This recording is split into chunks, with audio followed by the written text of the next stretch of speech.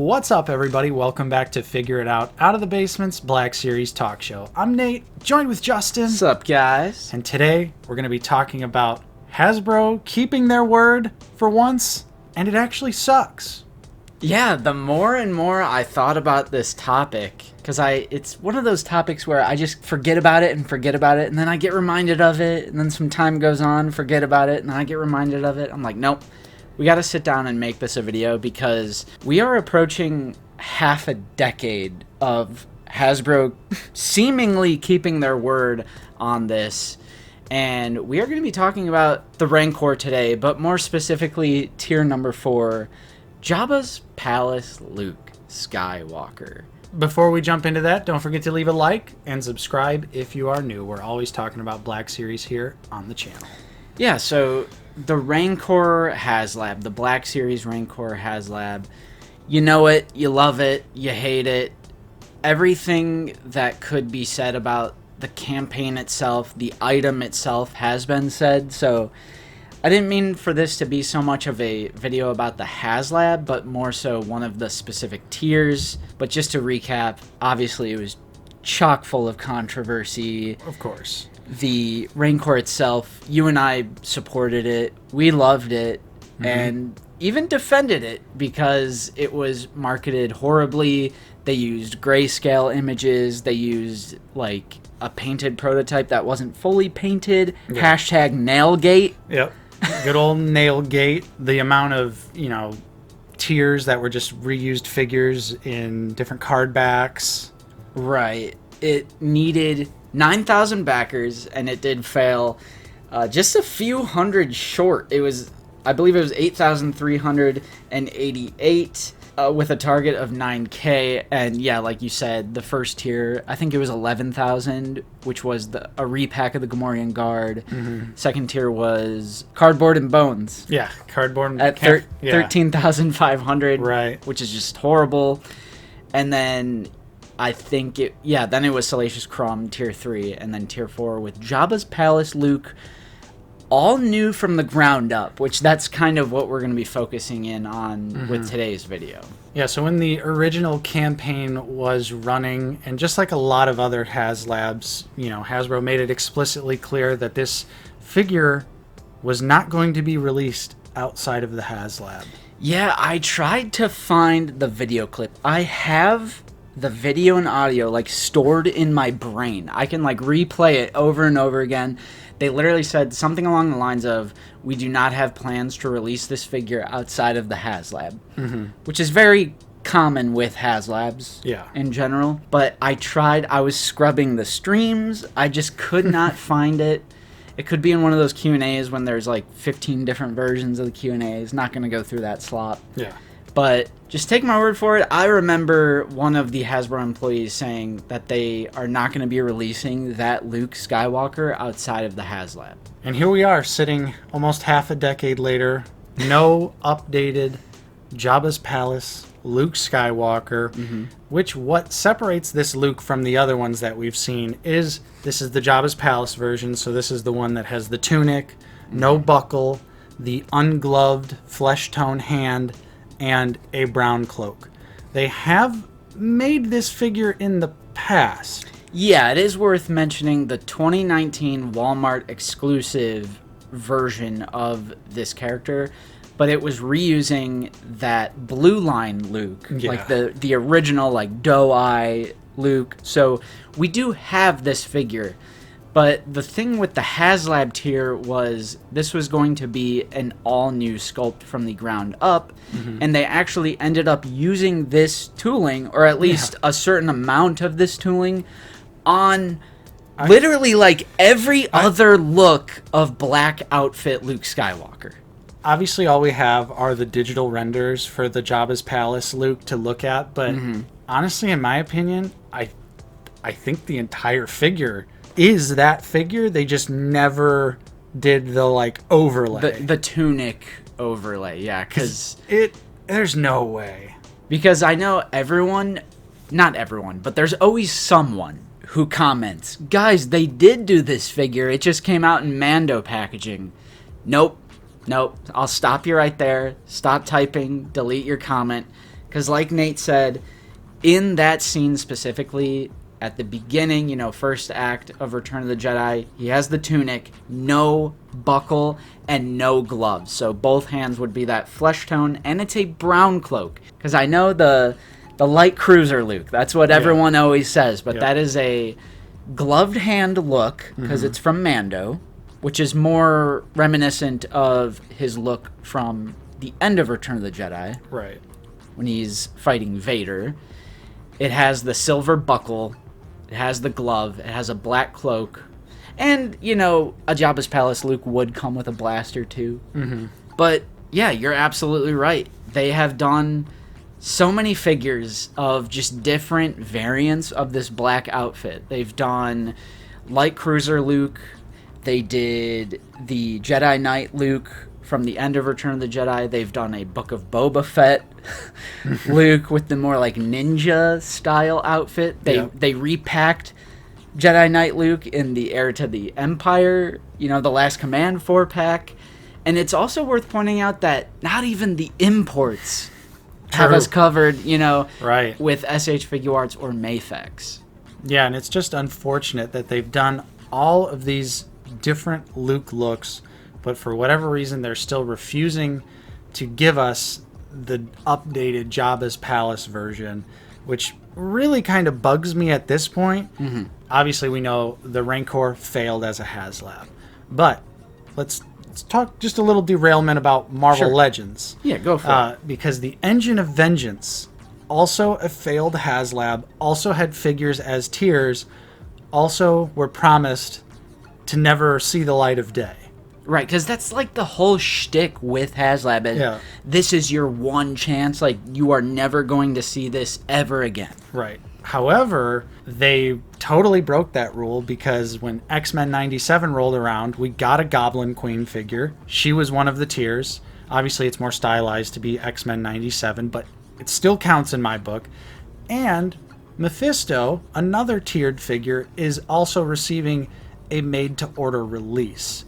So they've walked back on that for Marvel, but seemingly not for Star Wars. Yeah, or at least not for Black Series specifically, because even in the world of the Vintage Collection, I believe they have specified that the card backs are exclusive to the HasLabs. So it's like, not even the figures are exclusive to the HasLabs. They might get a release later, just in different packaging. I almost feel like that they specifically said that so that if they had a chance to release the figures in the future, that they would do it and do it on a different card back, and then no one, in theory, would be upset. But let's face it, people would, if they released those Rebels figures in different card backs, but it was all those same figures, I think there'd be rioting in the streets. It's almost like Lego. They will make like a UCS set and put some super crazy, like, I don't know if it was like a Commander Cody minifig in like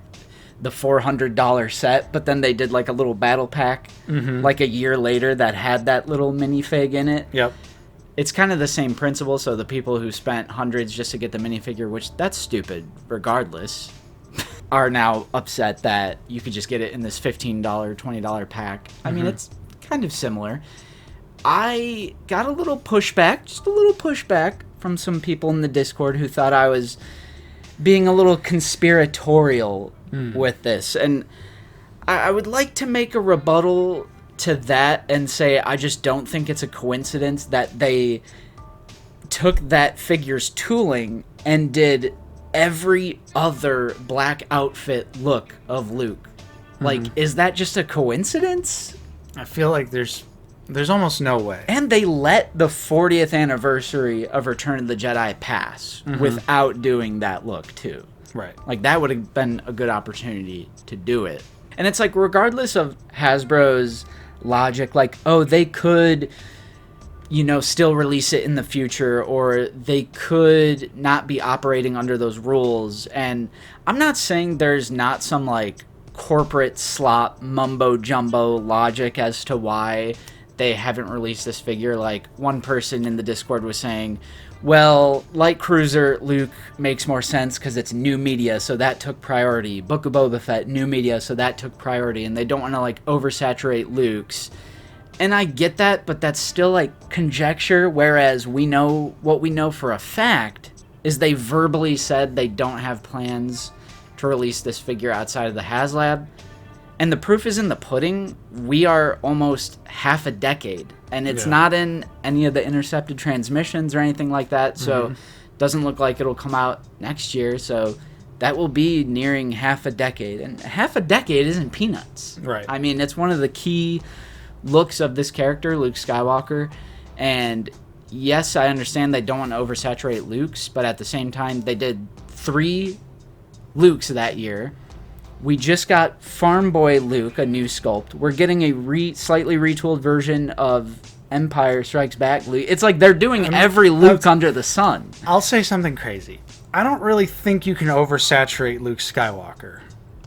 Fair. Bro has every look of him is iconic, especially ones that are featured in the movies.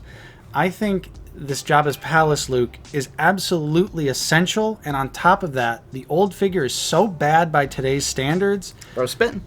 It's not even worth picking up the old one because he just looks so bad. He's like real gangly, skinny. Yeah. The head sculpt is weird. It's another one of those where it's like, yeah, I guess it's Mark Hamill, maybe.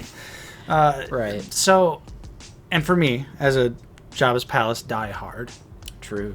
it really pains me that I see Marvel getting their figures from failed HasLabs, and I'm sitting over here like, where's our Jabba's Palace Luke? Just put him out. I feel like it's also just frustrating because this is the easiest figure ever in the history of the Black Series for them to make. Flesh tone hand, overlay, done.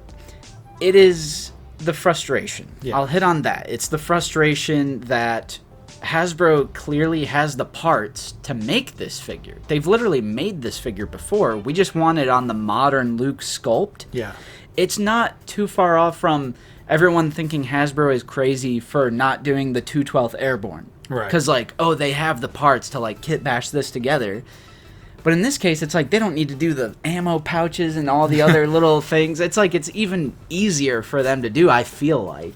Right. And I'm sure even if they wanted to, I'm sure the mold for that tunic is lying around somewhere. I'm sure it would fit over the new body. Because it's not like it's that different in terms of size. So if they really wanted to even cheap out, dig up that mold for the vest, do a fresh print run on it, and put them on that updated Luke. They're not using that Luke body now. But Nate, you can easily just buy that and take the tunic off and put it onto this one and do that and buy a brown cloak from... Because I want to sit there with a hairdryer on the original figure to loosen up the rubber overlay to get it off of the figure. Yeah, quick side note, I've never been a fan of that rebuttal or, like, justification for them not just doing a figure, or you know, sometimes someone will complain, oh, this Anakin is missing paint, and someone will say, just pick up a paint pen.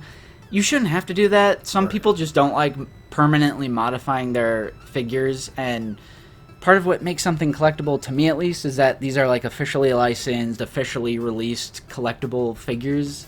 I just don't like modifying and like kit bashing and stuff. That's just me. So I feel like Hasbro should release this because it is absolutely whack to lock any figure, any character, especially an iconic Luke for Luke Skywalker, behind an unfunded, failed HasLab. And even if it's not what that is, like, even if that's not the reason they haven't done this Luke, it's what we know so far. Right. Like, they literally said they don't plan on releasing it outside of the HasLab. And yeah, maybe it is true that Light Cruiser took priority because it's new media, Book of Boba Fett took priority, and maybe they will do it next year or the year after that. And I'll still stand by not doing it for half a decade when the tooling was right there is still kind of whack. Oh, definitely. Once again, this is a absolutely essential look of Luke Skywalker. I mean, the entire first act of Return of the Jedi, he's wearing this outfit. The entire first act. Right. So we absolutely need that look for our Jabba's Palace displays. Yeah, so Hasbro, if you're watching this, if you really are, like, keeping your word and, like, sticking true to that principle of the integrity of HasLab, that is, like, the dumbest thing ever if it's true. Mm-hmm. And if not, hey, we just want this figure. The tooling's right there. I think it'd be a pretty sick release. Yep. I mean, you've done every other Luke under the sun Right. on modern articulation, so let's get this one as well. I do think you make good points, though, about the Marvel Legends, the Engine of Vengeance. You know, they're getting those figures. Mm-hmm. TVC, it's like, oh, the card backs are exclusive. Yeah. So there might be some wiggle room. Right. There might be some wiggle room there. Well, so yeah, because I guess I totally slipped my mind, but Yak Face was originally an exclusive to the sail barge. And then they went, well, it's just the coin. It's just the coin in the card bag. And then they just released Yak Face like 6 months or a year later on a slightly different card bag. It's like all these other action figure lines. Yeah. Like they're making exceptions. I'm like, what about Black Series? Right. What about Black Series? Because Yeah. they even did the Salacious. They packed that in with the creature pack. That's true. That is true. So what's up? What's the deal with Luke? What is one more Luke Skywalker when you've literally done every single Luke Skywalker outside of like diaper Luke from the back to tank, you know? While we're at it, do the bone too. Do the bone tier. Hashtag bring back the bones. Bring back, like, we don't need the cardboard, but Yeah, release this Luke, give him the cloak, the saber, the blaster, and then give him the bone. And you know what? Make it a deluxe, throw in the skull that he throws at the panel to shut the door on the Rancor. that would be sick. I remember, this is just like, I'm getting a flashback of Rancor misinformation, like when people were saying that the bones and cardboard backdrop tier was reused from like a Hasbro excavation set. Right. It just wasn't. That wasn't true. Just like hashtag Nailgate. Look at the fully painted nails on screen right now. They look glorious, all right? They do, but in fairness, that is absolutely Hasbro's fault for showing a half-painted prototype That's off. facts. 100%. Like, what? You couldn't get someone to paint the toenails? That I do blame Hasbro 100%. Yeah. I think it was all on them and the marketing, which that's been covered a ton, but for this video today, we're asking for that Luke, man. Yep. It's been that campaign was 2021. Yep. And we are in September now, approaching October 2025. It's almost 2026. Yeah. Where's my Luke at, Hasbro? What are you doing? We need Jabba's Palace Luke. If TVC is getting their HasLab figures, if Marvel is getting their failed HasLab figures, why not Black Series? It's what's fair. What about Jabba's Palace Luke? Did you give him a chance? And with that being said, that's all we've got for you on this week's episode of Figure It Out. Hopefully you enjoyed it. If you did, don't forget to leave a like, subscribe if you're new. We're always talking about Star Wars The Black Series here on the channel. If you are in a position to help support us directly, we do also offer a couple different channel membership tiers. Check those out in the description down below. And while you're there, make sure to join that Discord. Join it up. That one's totally free. You just got to make an account, and then you can get connected with us and other like-minded members of the community. So click that link, join that Discord. As always, we got to give a huge shout out and a special thank you to all of our current channel members. Your continued support is truly appreciated, and thank you to everyone else out there for watching. I'm Nate. I've been joined with Justin, See you guys later. and we will see you all next time on Out of the Basement.